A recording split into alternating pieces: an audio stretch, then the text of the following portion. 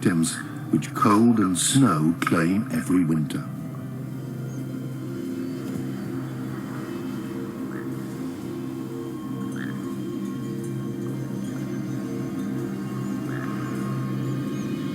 Golden eagles are unsocial. They don't tolerate other eagles near their loot. One of them is driven away in the end, even though there is enough for both of them.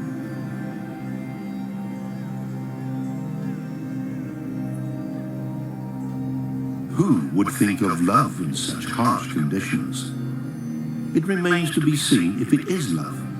But golden eagles begin their courtship when it's still winter.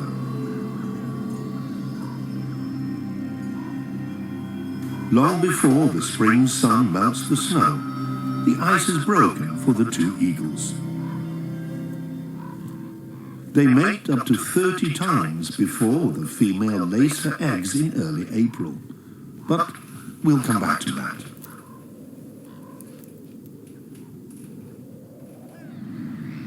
Survival is paramount. An elk cow has fallen victim to the Scandinavian winter and is lying on the edge of a field, well preserved thanks to the icy cold. Eagle eyes have quickly discovered the huge food reserve. Now they're racing to get the first and biggest chunks.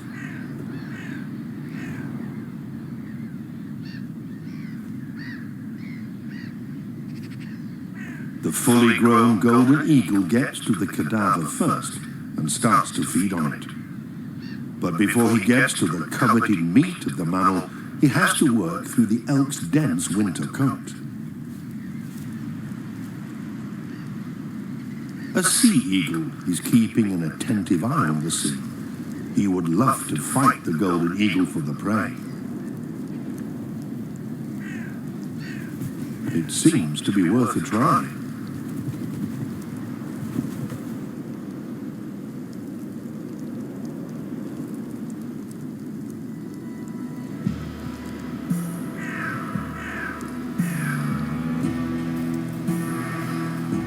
But then it appears that the sea eagle is losing heart. One plucky flap of the golden eagle's wings, and the sea eagle takes off.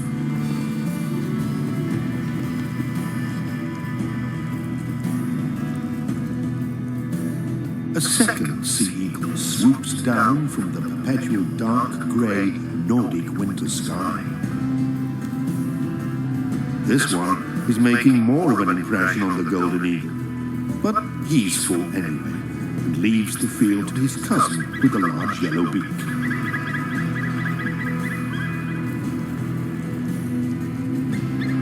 In Nordic mythology, Reisvelgia is a giant in the shape of an eagle who brings wind over the land.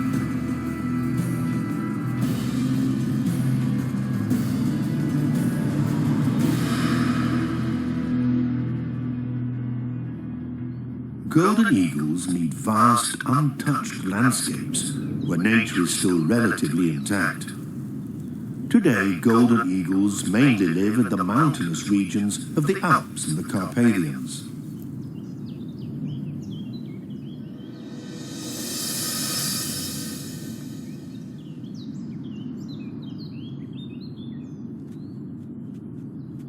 There are many different prey animals for the golden eagle between forests and mountain meadows.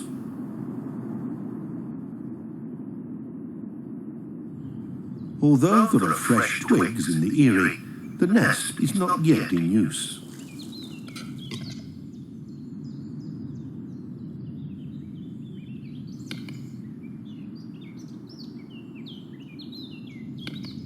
A capercaillie also makes an attractive prey for the eagle.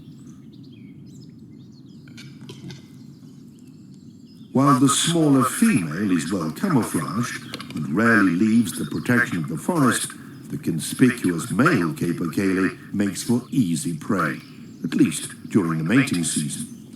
The hen rarely shows herself openly on the mountain meadow, and the male capercaillie would also better retreat back into the protection of the mountain forest.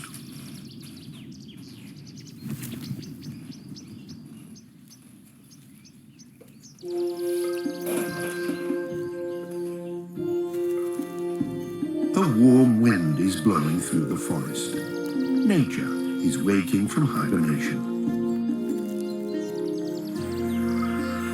It's thawing.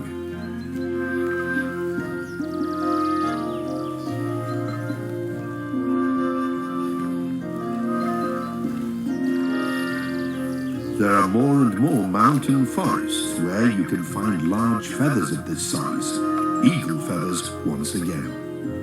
Breeding golden eagle couples are back in the heart of Europe.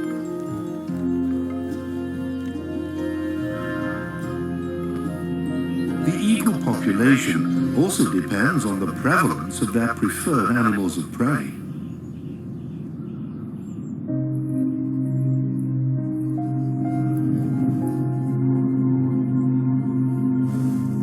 Loose feathers are drifting across the ground.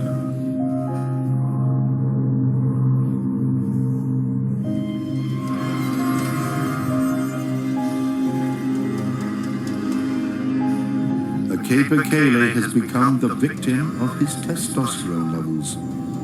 During the mating season, large amounts of testosterone flow through a capercaillie's body and makes it careless. Golden eagles keep returning to their kill and feed on it until nothing is left. This way, every last bit of the prey is used.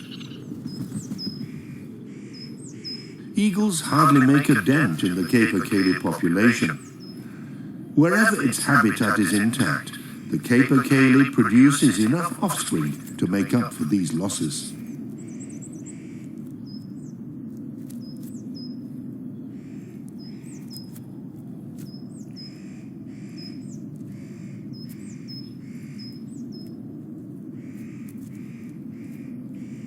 Once a species of prey becomes rare, the predators will change over to other, more common species. It's a clever and highly functional policy of nature.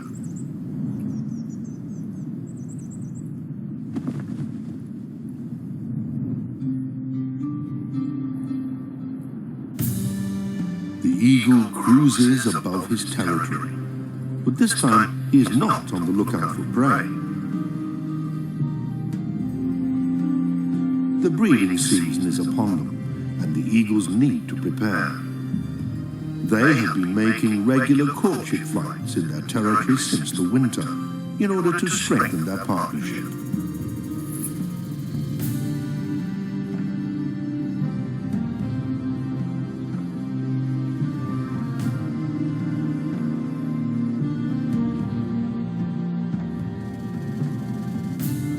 Free as a bird.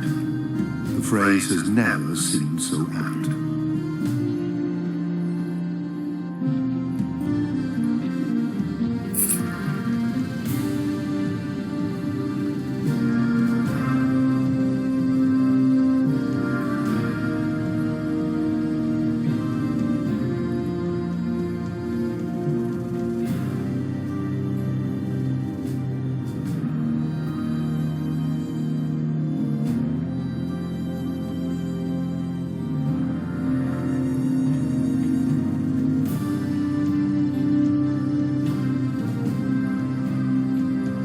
Somewhere on a scraggy tree, the two golden eagles finally land.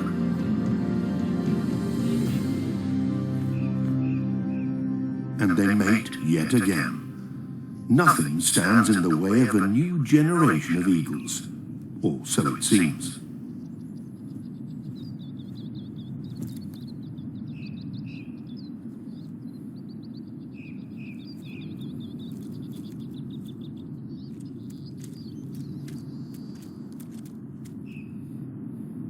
This is the ideal habitat for a golden eagle, a varied hunting ground and old mixed woodlands for breeding.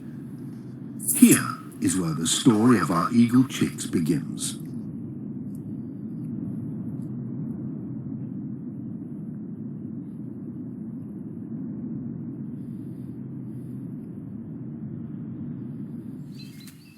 The male golden eagle has been incubating the egg for a few hours now. It's the only egg the female laid a few days earlier.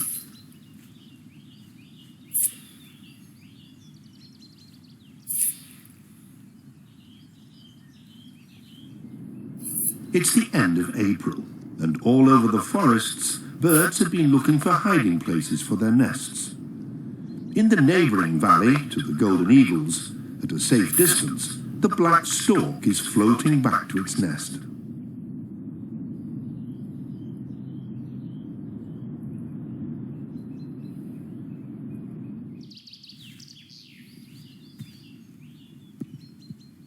Now that spring has sprung, the eggs need to be kept warm at all times, on both sides.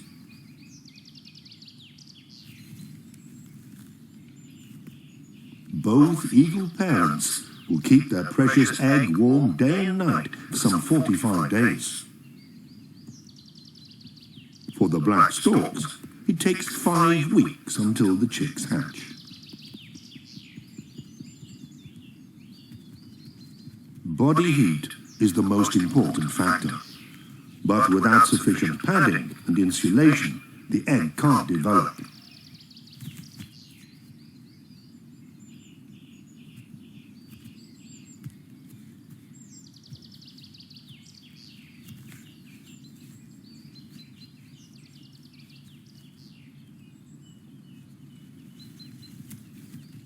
The male golden eagle has a ring.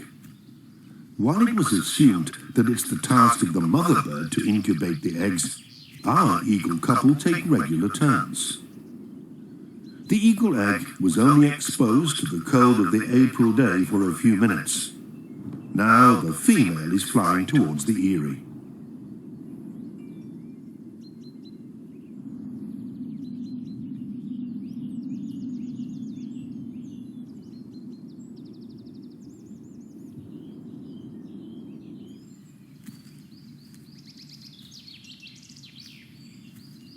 Carefully, the ringless mother eagle settles on her egg.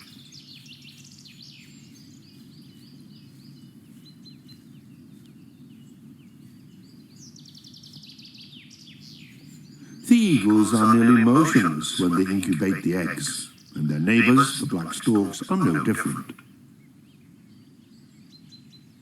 A bit further down, Eurasian pygmy owls are one step behind. They still haven't laid any eggs. Not all golden eagles make their eyrie in old trees. Rock islands in an ocean of trees and shrubs. The main thing is that the breeding place is not easily accessible to predators. Up in the rock eyrie, the eggshell has already been broken.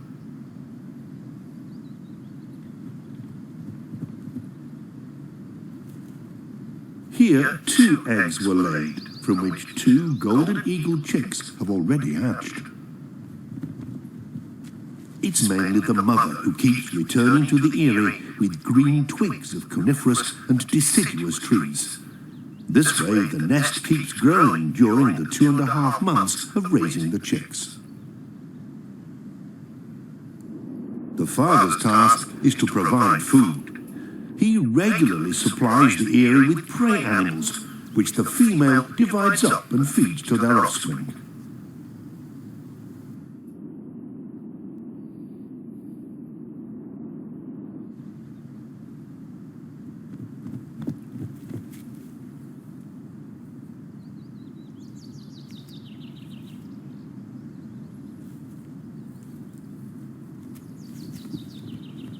This time it's a mouse, which is torn into even smaller morsels and shared out by the mother.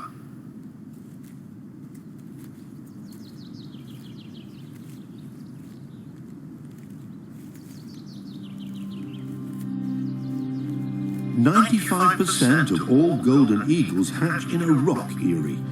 The rest of them see the light of day in an eyrie on a tree, like our eagle couple, with their eyrie in an old fir tree, who only had 1 chick to look after.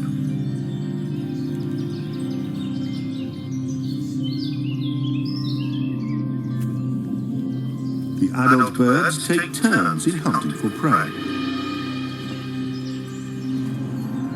Whenever wild prey animals become scarce, the fowl kept by humans suddenly become very obvious to the golden eagles. It's the perfect sitting game with a view of the pigeon loft. It's a warm day at the end of April. The eagle chick is plagued by annoying flies, just like the Eurasian pygmy owl a bit lower down. The largest and the smallest predatory birds of the mountain forests are tormented by the same pest.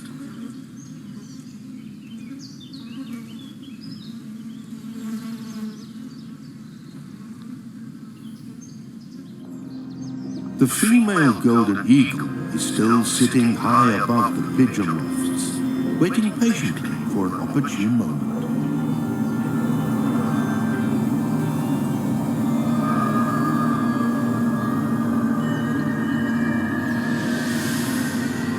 In the meantime, the male has been successful, returning to the eyrie with what's left of a slain pigeon.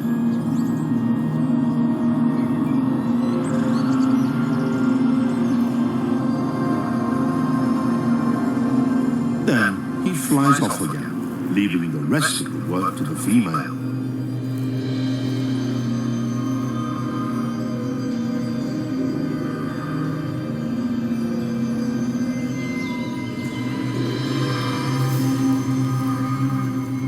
It's always she who tears up the prey and feeds it to the chick.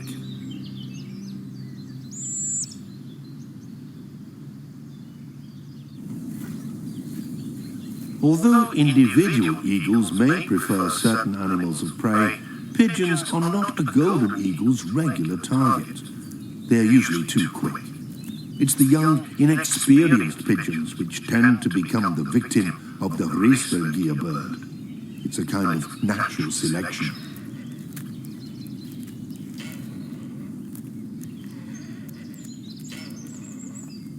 The eyrie of the golden eagle is slightly smaller than that of a sea eagle. It's 1.5 meters in diameter and roughly 1 meter in height, similar to that of the black storks in the neighboring valley. Here, 3 insatiable young birds are waiting for their meal. In the eagle eyrie, the mother has to present tiny morsels of prey to her little one. At the black stork families, whole fish is again on the menu.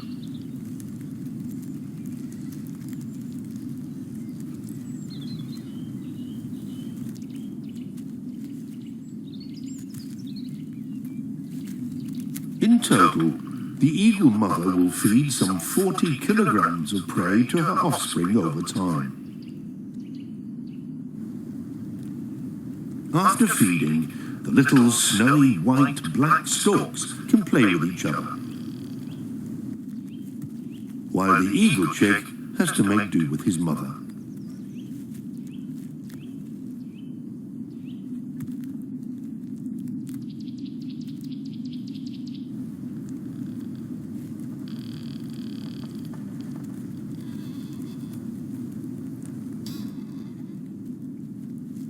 When it gets cooler, the female offers warmth and comfort.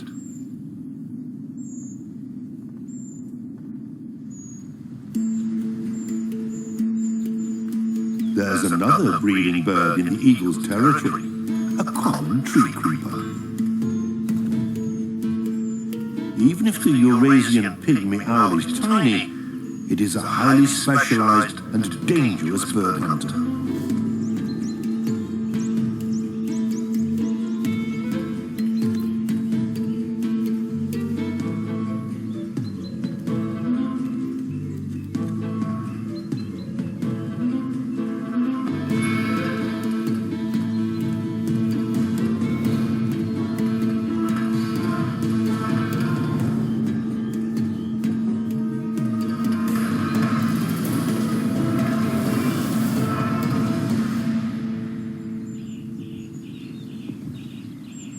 The Eurasian pygmy owl will kill over 200 songbirds and small mammals to raise the offspring of one hatch. The tiny owl has 7 chicks to look after. All the waste from the nursery is just thrown out of the door.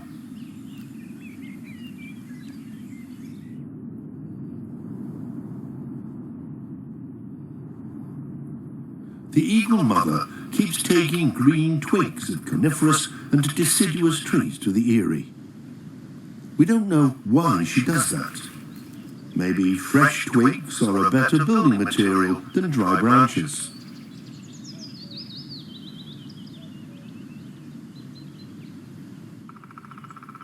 She's always keen to keep her eyrie spick and span.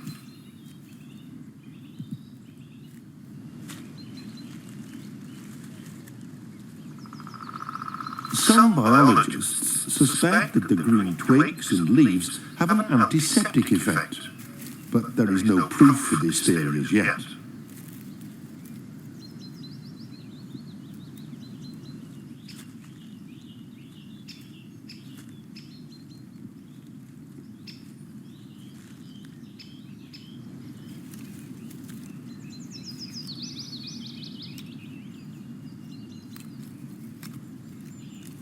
The struggle to feed their offspring and to maintain the nest's furnishings completely fills the eagle's day.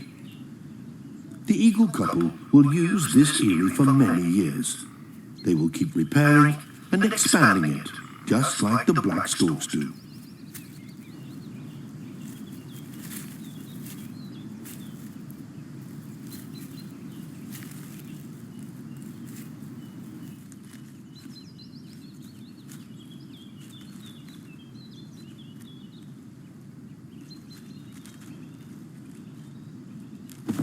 The eagle mother is leaving the eyrie to go hunting. It's early May and warm, and the chick doesn't need to be constantly kept under her wings anymore.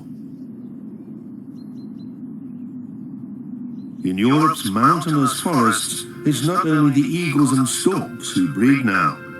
The plant kingdom is also all about passing on its genes. Old Locuno's mixed beech forests are also the home of Europe's most magnificent orchid, the lady's slipper orchid.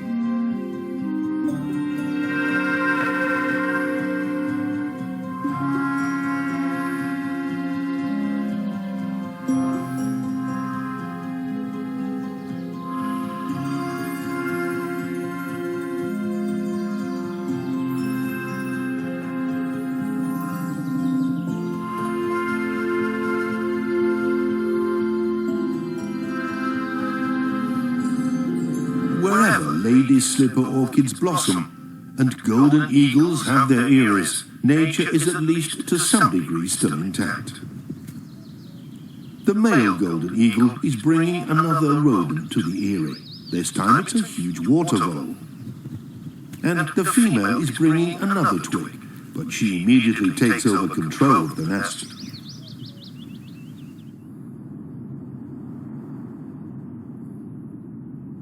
Black storks have little to fear from golden eagles. They are able to defend themselves and never let the chicks in their eyrie out of their sight.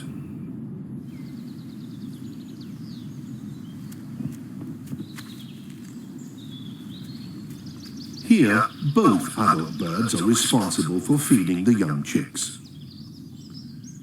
The eagle chick, on the other hand, is only ever fed by the female. The prey, rich in protein and energy, which is brought to the nest for weeks on end and is then digested here and there, means the concentration of nutrients is enormously high.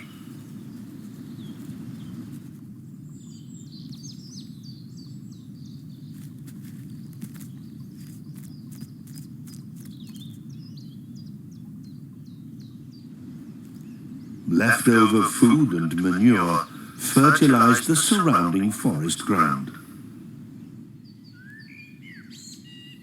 That's why there are nutrient-loving plants, such as the common nettle, growing underneath the eyrie. Wherever the common nettle is thriving, the red admiral also flourishes. The caterpillar of this butterfly feeds exclusively on common nettles.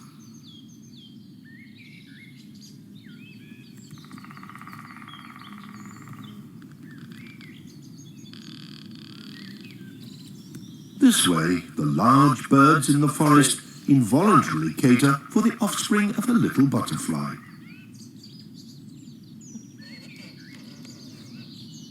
Whereas the storks need a total of 100 days to develop from edge to fledgling, the admiral takes less than a fortnight.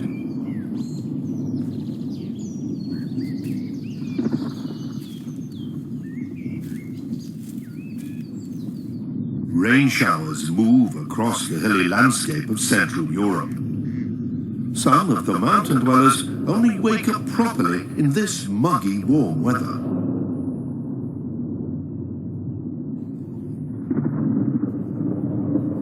The eagle is patrolling the edge of the forest. He doesn't particularly like hunting inside the forest. Most of the small animals live in the mountain meadows between the old trees.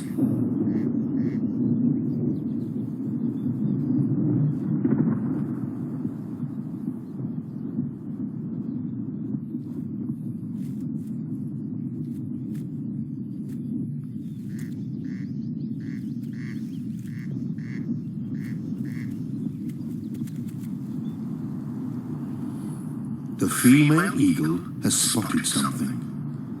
Sometimes even the large birds have to make do with very small prey. The male has been watching what's going on and glides across the meadow towards his partner.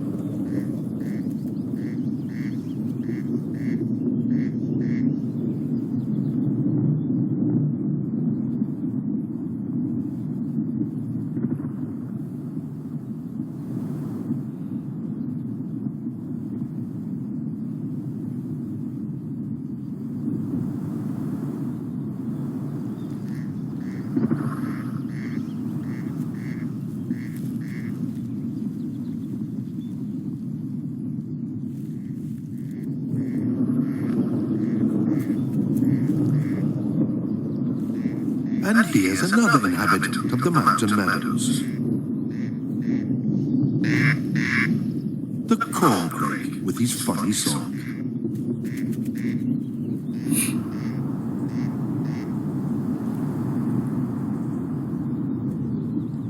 The eagles have demolished their prey. They fly back towards the eyrie with a full crop.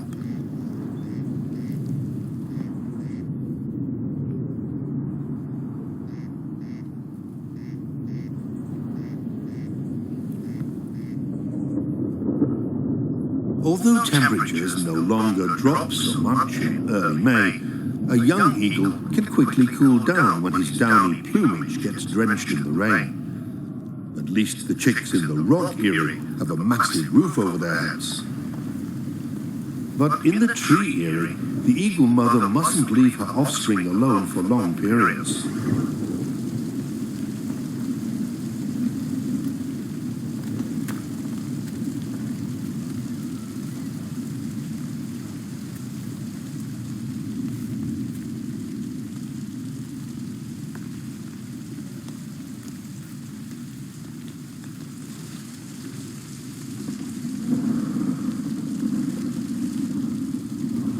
The chick, with his delicate downy plumage, doesn't fit under the adult bird anymore.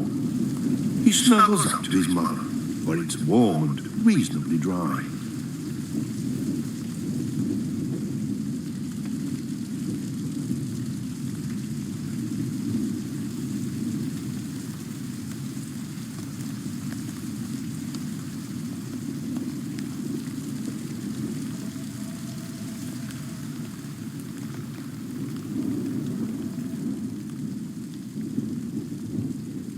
Sooner or later, the rain will stop.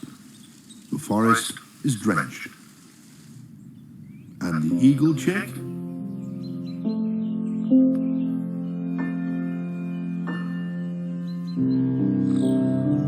He has survived the shower unscathed.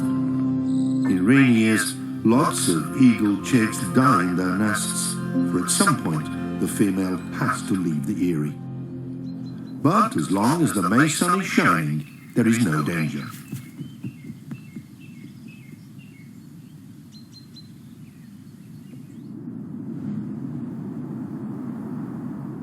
While the adult bird glides across her territory high in the sky, the young eagle busies himself with the food leftovers in the eyrie.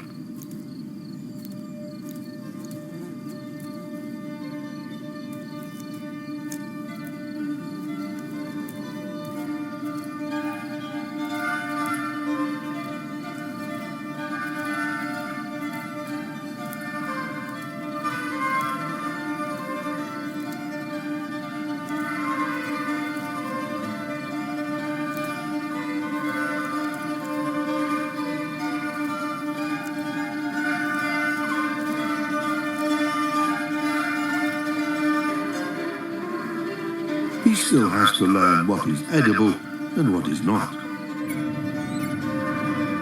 Daily eagle routine prevails in the rock eyrie too. The biggest distraction for the young ones is the adult birds arriving with food.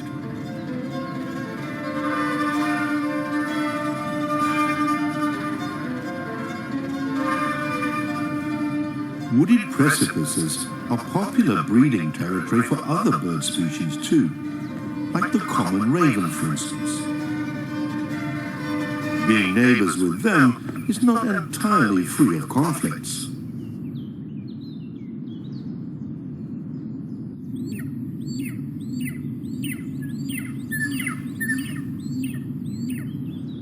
Surprisingly, it is the common raven who wears the pants in short bursts of exhibition fights in the air.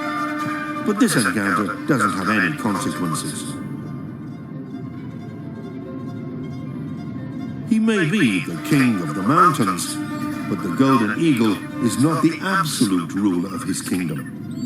Neighbors which make life hard for him are not the only problem for this large bird of prey. Even in natural forests, it is not always easy to catch prey. The times when huge herds of ungulates, followed by large predators, migrated through these valleys are well and truly gone. But wherever man cultivates the meadows, uncut animals like hares and fawns inevitably appear. Our eagles keep returning to the eyrie with food from the Valley of the Humans.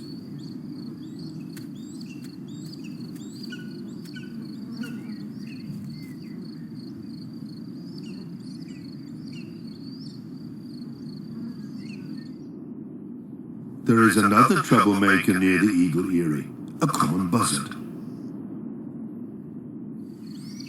Eagles are easily disturbed near their eyrie. The female keeps a keen eye on her environment. The common buzzard is the most prevalent bird of prey in Central Europe.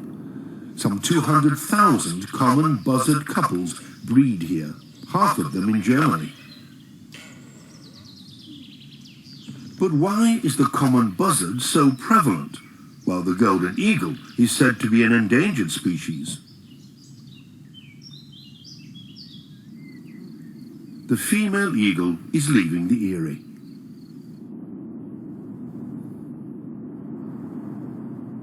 The fact that golden eagles are so rare is hardly due to the relatively small common buzzard's bravery. He will even attack the large and dangerous golden eagle when he gets near the buzzard's nest.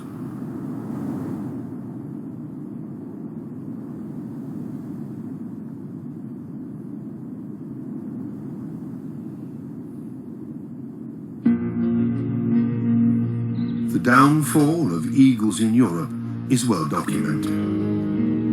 It started as early as the 17th century. First, they disappeared from the east of Germany, and in the following century from the center of Germany. Soon afterwards, there were no golden eagles left in the southwest, and at the end of the 19th century, the heraldic bird had also disappeared from the huge forests of the northeast of Germany.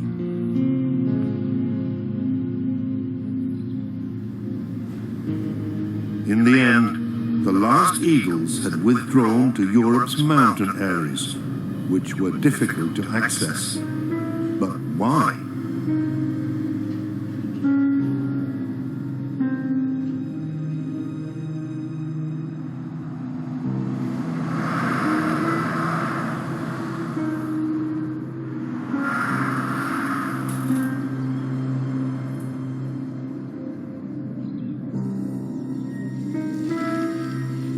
For centuries, man hunted eagles mercilessly. They were seen as hunting competition, as a loathsome enemy of the farmer and his animals. Mankind wanted to eradicate them, just like it had eradicated wolves, brown bears, and lynxes. The state even handed out rewards for dead golden eagles.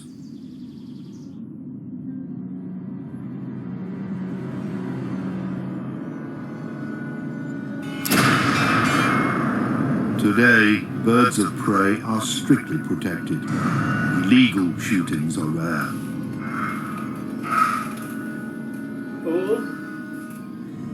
But the golden eagle still doesn't manage to leave the area of its retreat in the Alps and Carpathians and settle in the lowlands again. Instead of the eagles, lumberjacks arrived in the forests. First with axes and saws, later on with ever bigger and ever more efficient machines. Society, eager for growth, has rediscovered the timber business. Never before was it possible to cut and process so much wood in so little time. In some places, logging has doubled in the past 10 years.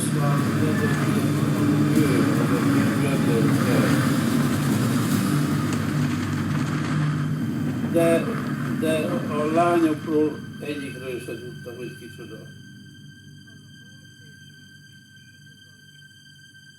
Már nem úgy, hanem van egy olyan kép, ahol ilyen fiatal lányok vannak. The demand for raw materials is ever increasing, leaving no room for natural, slow growth and decay.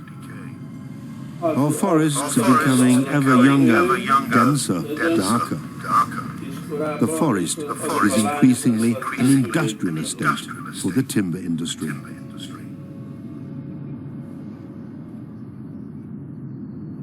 It's no wonder that the last eagles have their territories in regions that are difficult to access and in national parks. Black storks and numerous other species also suffer from the economic pressure on our forests.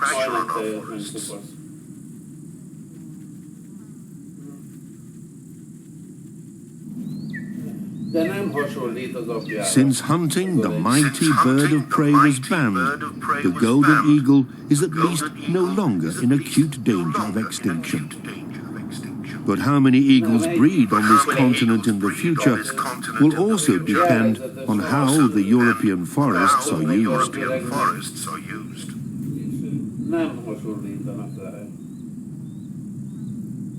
Már arcra nem hasonlítanak.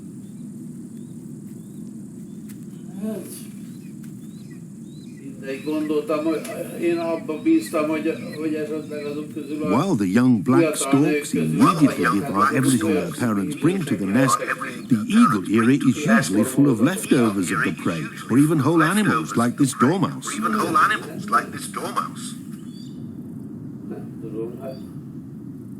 The female eagle goes out to hunt again,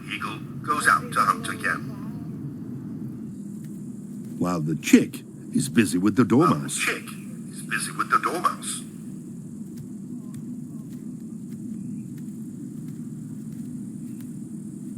It still seems to be a good year for eagles and the other birds breeding in these forests.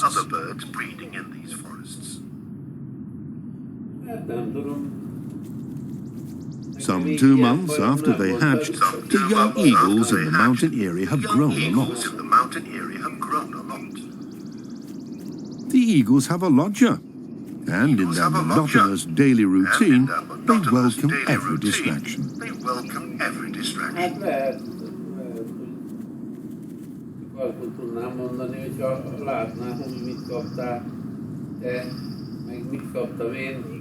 The bank vole seems to find something special in the eyrie. At least, he keeps coming back to look for useful stuff between twigs, grass and leftover food.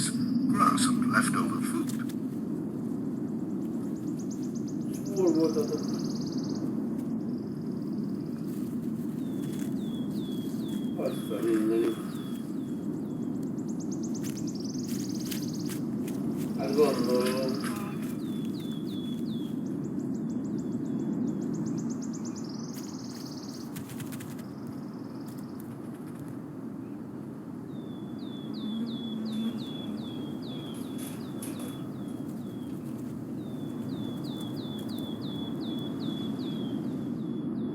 The Red Admiral is attracted by the droppings. This is where he can stock up on mineral salts.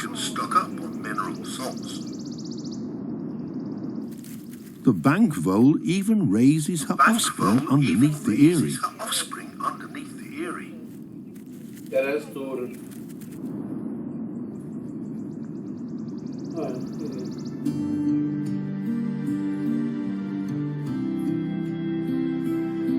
Weeks pass, and it seems nothing could dull the skies above the vast habitat of the eagles. But success and ruin are often close together. The adult bird returns to the tree eyrie. Today it's hedgehog for lunch. The young eagle is getting his dark youth plumage and is now largely impervious to the weather.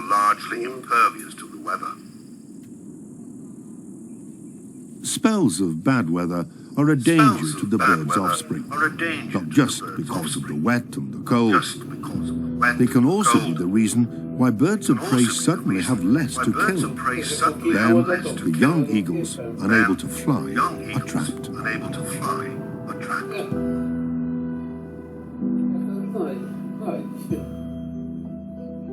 One of the two young birds in the rock eyrie is not doing well. He is on his last legs.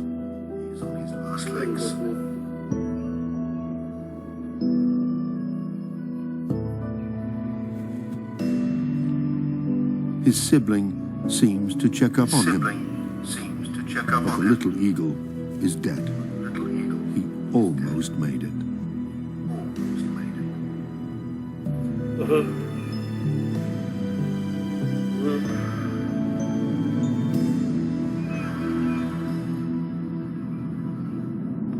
In the mountains, the weather is more changeable and unpredictable than in the lowlands.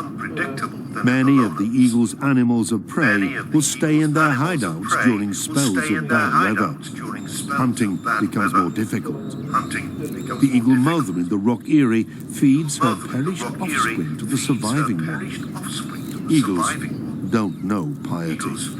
They have no morals. Survival is paramount.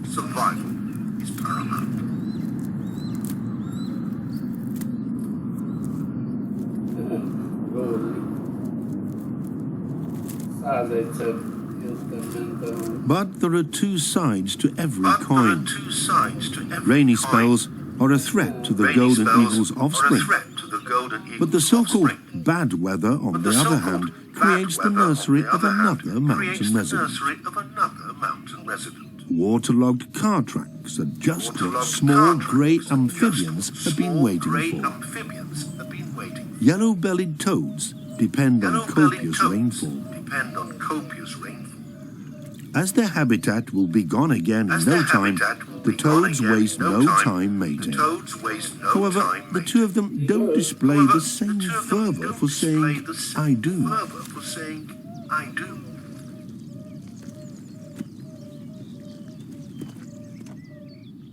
It's a steamy and warm June day. The remaining young eagle in the shady rock eyrie prepares to leave the nest.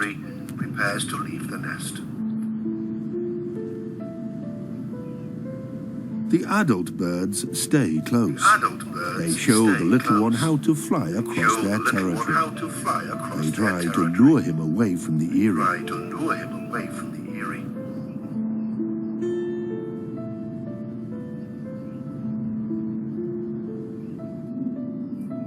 From time to time, the male eagle flies to the eyrie to deliver some prey.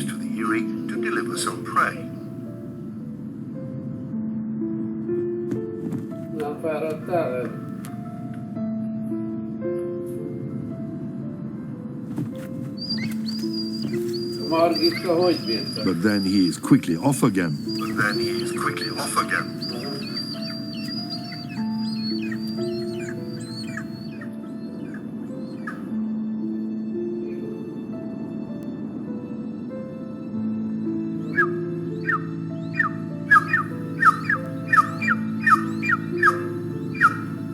And finally, the young eagle with his chocolate-colored youth plumage leaves the eagle. He will continue to circle and hunt with the adult birds for another 5 months. Now in June, there is an abundance of prey in the eagle's habitat.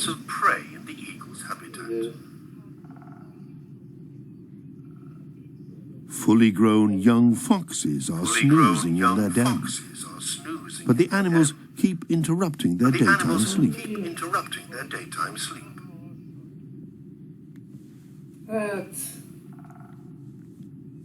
Then they are off on expeditions with fun and games. Hát úgy ugyan, hát miért változott volna, hát nem... For the golden eagles, the distracted foxes are an easy and frequent prey.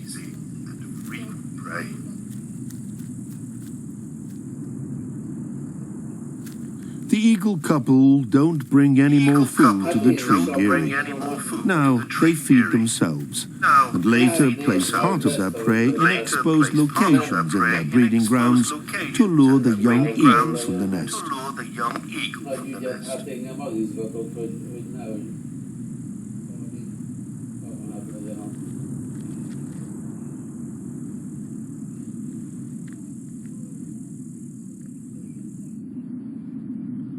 A little later, the tree eyrie is empty. The young bird has left. He's already hopping and flying about his environment.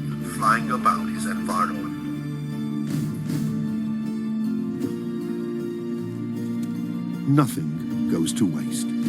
Whatever the eagles leave will be taken by others, such as the Eurasian jay.